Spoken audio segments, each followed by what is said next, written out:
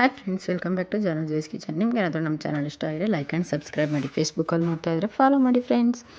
ಬನ್ನಿ friends, ನಾವಿವತ್ತೊಂದು bonda try ಮಾಡೋಣ. Masala dosa bonda friends, different ಆಗಿದೆ ಅಲ್ವಾ? ಬನ್ನಿ ಹೇಗೆ ಮಾಡೋದು ಅಂತ ನೋಡೋಣ. ಮೊದಲಿಗೆ ಆಲೂ ಮಸಾಲ ರೆಡಿ ಮಾಡ್ಕೊಳ್ಳೋಣ. ಅದಕ್ಕೆ ಒಂದು ಪ್ಯಾನ್ ತೊಗೊಳ್ಳಿ. ಪ್ಯಾನ್ಗೆ 2 ಸ್ಪೂನ್ ಆಯಿಲ್ ಹಾಕ್ಕೊಳ್ಳಿ.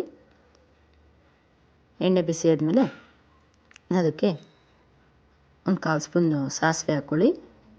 ಹಾಗೆಯೇ ಒಂದು ಅರ್ಧ ಸ್ಪೂನ್ ಜೀರಿಗೆ, 1 ಸ್ಪೂನ್ ಉದ್ದಿನಬೇಳೆ ಹಾಕ್ಕೊಂಡು ಕ್ರಿಸ್ಪಿ ಆಗೋವರೆಗೂ ಫ್ರೈ ಮಾಡ್ಕೊಳ್ಳಿ. ಈಗ ಇದಕ್ಕೆ ಸಣ್ಣದಾಗಿ ಕಟ್ ಮಾಡಿರೋ ಒಂದು ದಪ್ಪದ ಈರುಳ್ಳಿ ಸೇರಿಸ್ಕೊಳ್ಳಿ. ಈರುಳ್ಳಿ ಗೋಲ್ಡನ್ ಬ್ರೌನ್ ಆಗೋವರೆಗೂ ಫ್ರೈ ಮಾಡ್ಕೊಳ್ಳಿ. ಈಗ ಇದಕ್ಕೆ ಖಾರಕ್ಕೆ ತಕ್ಕಾಗಿ ಹಸಿಮೆಣ್ಸಿನ್ಕಾಯಿ ಸೇರಿಸ್ಕೊಳ್ಳಿ. ನಾನು ಸ್ವಲ್ಪ ಪ್ರಮಾಣದಲ್ಲಿ ಮಾಡ್ತಾ ಇರೋದ್ರಿಂದ ಒಂದರಿಂದ 2 ಹಸಿಮೆಣ್ಸಿನ್ಕಾಯಿ ಸೇರಿಸ್ಕೊತಿದ್ದೀನಿ. ನೀವು ಕ್ವಾಂಟಿಟಿ ಜಾಸ್ತಿ ಮಾಡ್ತಿದ್ರೆ 4 ಹಸಿಮೆಣ್ಸಿನ್ಕಾಯಿ ಸೇರಿಸ್ಕೊಳ್ಳಿ. ಹಾಗೆ ಒಂದು ಸ್ವಲ್ಪ ಹಸಿ ಕರ್ಬೇವಿನ ಸೊಪ್ಪನ್ನು ಹಾಕ್ಕೊಳ್ಳಿ. ರುಚಿಗೆ ತಕ್ಕಷ್ಟು ಉಪ್ಪು ಮತ್ತು ಅರಿಶಿನ ಸೇರಿಸ್ಕೊಳ್ಳಿ. ಕರ್ಬೇವಿನ ಸೊಪ್ಪು ಕೂಡ ಒಳ್ಳೆ ಫ್ಲೇವರ್ ಕೊಡುತ್ತೆ, ಮತ್ತು ಜೀರಿಗೆ ಕೂಡ ಈ ಆಲೂ ಮಸಾಲಾಗೆ. ಈಗ ಬೇಯಿಸಿ ಸ್ಮ್ಯಾಶ್ ಮಾಡ್ಕೊಂಡಿರುವಂಥ ಆಲೂಗಡ್ಡೆ ಸೇರಿಸ್ಕೊಳ್ಳಿ. ನೀಟಾಗಿ ಮಿಕ್ಸ್ ಮಾಡ್ಕೊಳ್ಳಿ.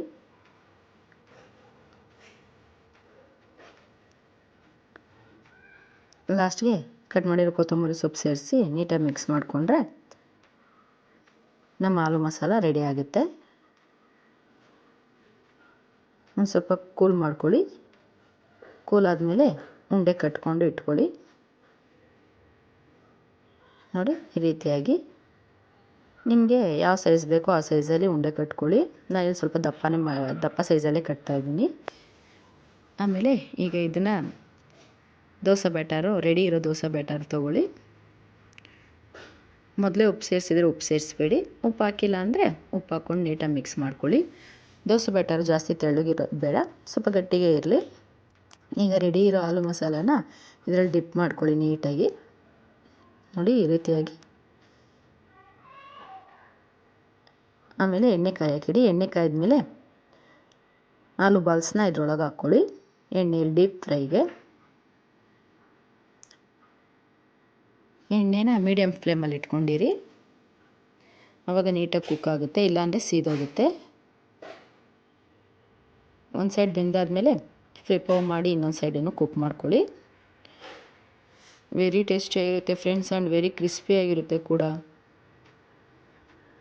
ಆ್ಯಂಡ್ ಮನೇಲಿ ಈ ಆಲೂ ಮಸಾಲ ಒಂದು ಮಾಡ್ಕೊಳ್ಳಿ. ಇಡ್ಲಿ ಹಿಟ್ಟು ಅಥವಾ ದೋಸೆ ಹಿಟ್ಟು ಉಳಿದಿದ್ರೆ ಈ ಥರ ಬೋಂಡ ಮಾಡ್ಕೋಬೋದು ಫ್ರೆಂಡ್ಸ್. ಈಗ ನಮ್ಮ ಮಸಾಲ ದೋಸೆ ಬೋಂಡ ರೆಡಿಯಾಗಿದೆ.